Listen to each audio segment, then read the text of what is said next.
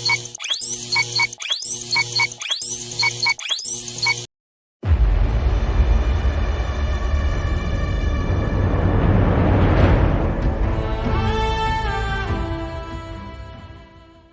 and thank you for tuning in. I am your host, King Zeus, and I will be recording content for Play to Earn games going forward. This is my first video. Please like and subscribe if you don't mind as I begin this journey and chronicle my progress starting from scratch, or I should say starting over here in Splinterlands. So a bit of quick history about me. I've played this game now for a few years. I actually had nearly 10,000 US dollars worth of assets at one time in this game, but I sold almost all of it off during some of the rocky parts of the bear market. I needed more liquidity. I have decided now that it'll be a good time to reinvest, to jump back into this game at a very high level, or at a highest level as I can afford. And a couple of things kind of cued me into that. I've been playing mostly by just renting cards here and there, and recently I got some really cool rewards. So if you don't know, you can go to splintershare.info and check rewards of any player for any recent time, and you'll see that in my most recent daily reward, 19 diamond chest, I received nearly 900 SPS just in a daily reward for 19 chests, and that's almost $30 by itself. I also got 3 packs out of those same 19 chests for a total value, my rewards, of $35. That doesn't even count the soulbound rewards cards. They don't have assigned values yet because they aren't technically on the market.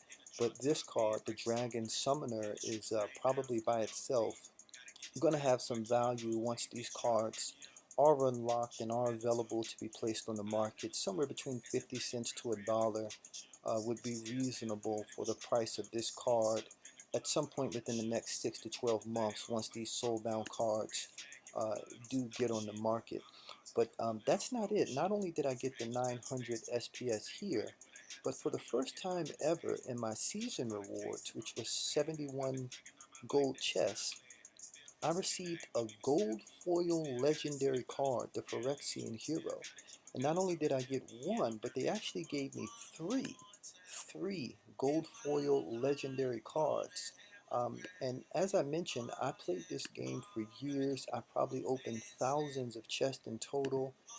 And that is my first ever gold foil legendary card that I've acquired through a reward chest or through a pack, and I couldn't be more excited. So with just the two, you can automatically go to the level 3, which gets the reflection shield.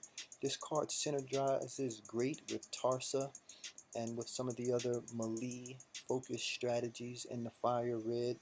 The reflection shield is super valuable. The weapons training allows this card to give attack power to other red and neutral cards that don't have attack natively, like the Venari Heatsmith and the Scabo Chemist, which I hope to show you all some of those strategies as I test them out and as I plan them. But at any rate, this card, the 3 versions of this card, along with these rewards, have influenced me to start back investing heavily into this game. Today I'm going to start with just the summoners. I've decided in a plan to get one summoner for each splinter, maxed out for Diamond and Champion League, and I've done some market research on what the price is if I just buy it outright from the market versus using the bid system. So for those of you that don't know, the best way to buy cards and also to rent cards for Splinterlands is through a third-party site called Peak Monsters. On Peak Monsters, you can buy cards, but you can also rent them, and you can also bid for them if you don't want to pay the full market price. And so I wanted to check first to see what the difference would be versus buying them straight out on the market versus bidding for them and then waiting patiently for the slightly lower cost. And I came up with this. The summoners don't seem to have a huge variance between the market price and the bid price. It's a difference of about 20 bucks. So after this research, I've decided that I'm just going to go ahead and buy these cards outright. This is going to leave me with one summoner maxed out for every splinter, which is going to be very helpful as sort of a baseline as I get started in building out my decks. Later, I'm going to add more maxed out summoners. I hope to get the Conqueror Yasik or Yasik. I love this card. I'm going to get an Astral Entity. I like playing with this card. Crix the Devious is very, very good.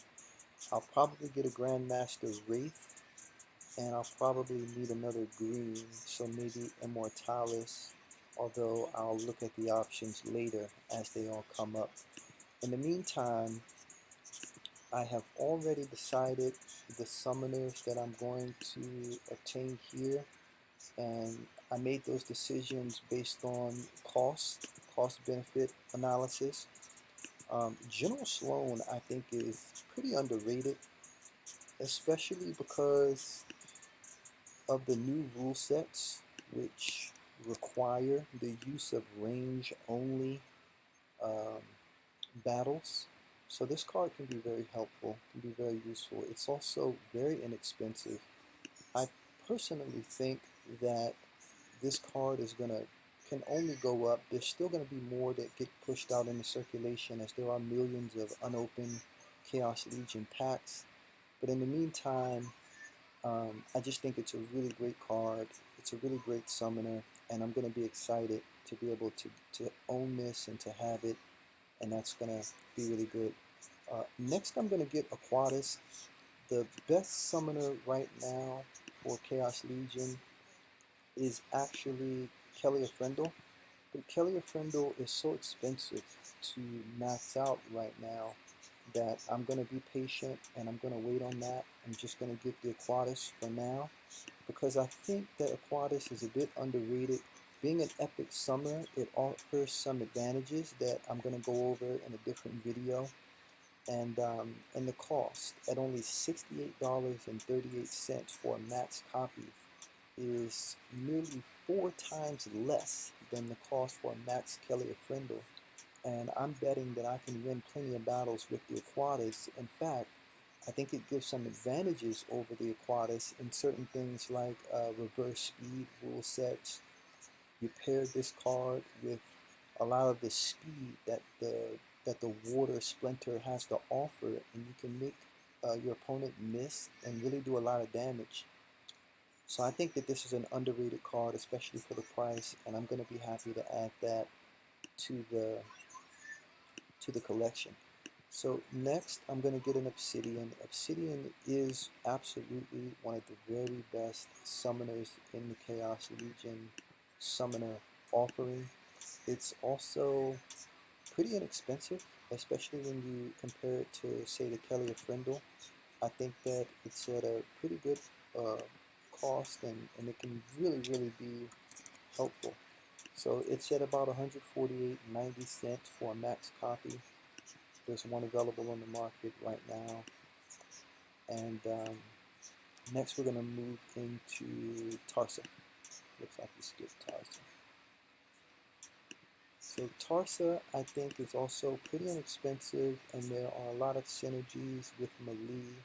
The added health also really benefits Tarsa, and there is a card for 120 at 104 per BCX, which is a great price. And we're almost done here. Next is Thaddeus Brood. Looks like there's one for $120, which again I think is a great price for a max copy of a summoner. This will allow us to compete at Diamond and hopefully maybe even at Champion League eventually. Looks like it's up to 125 now. Somebody might have bought it and relisted it arbitrage to make an extra 50 bucks in the time since I made this chart earlier. And then lastly, I'm going to go with FISPA, I think the S is silent, instead of Clicks to Devious, just because of the cost difference. I think it's about half as expensive. And I'm going to do a separate video specifically about FISPA and how valuable and how underrated and how useful I think that this card can be when used properly. There are some synergies, such as using it with cards that have backfire and that phase. It can really come in handy.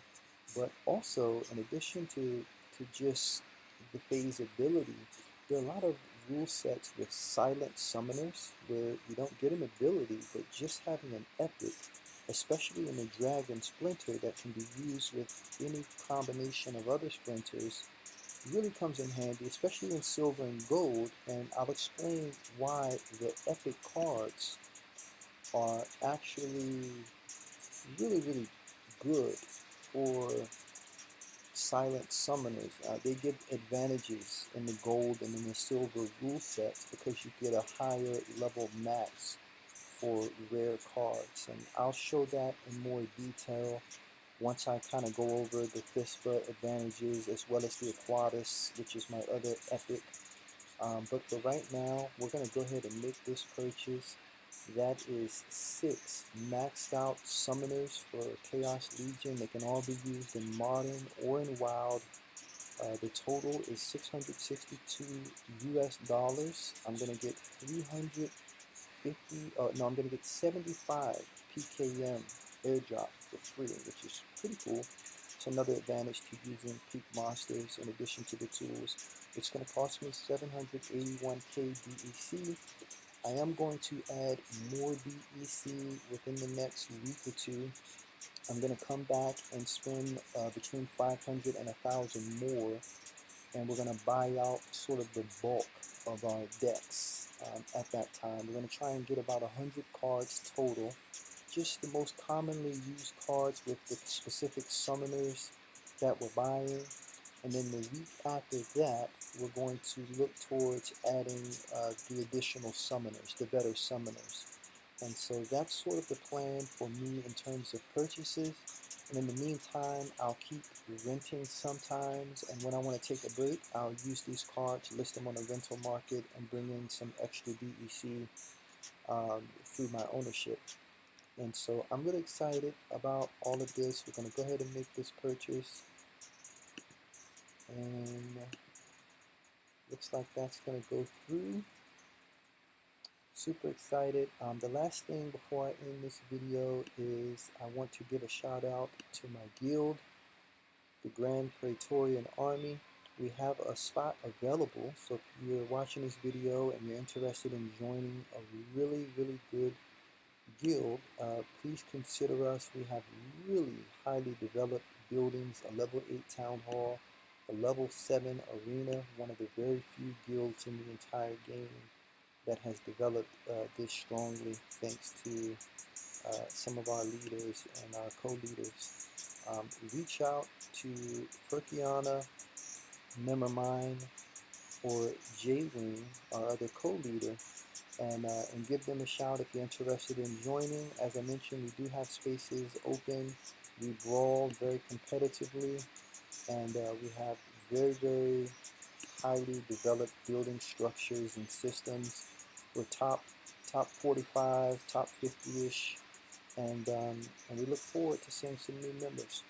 Thanks again for tuning in, and I look forward to creating more content and sharing. Please like and subscribe if you get a chance, and let's play these games, invest, and try to get some return on investment.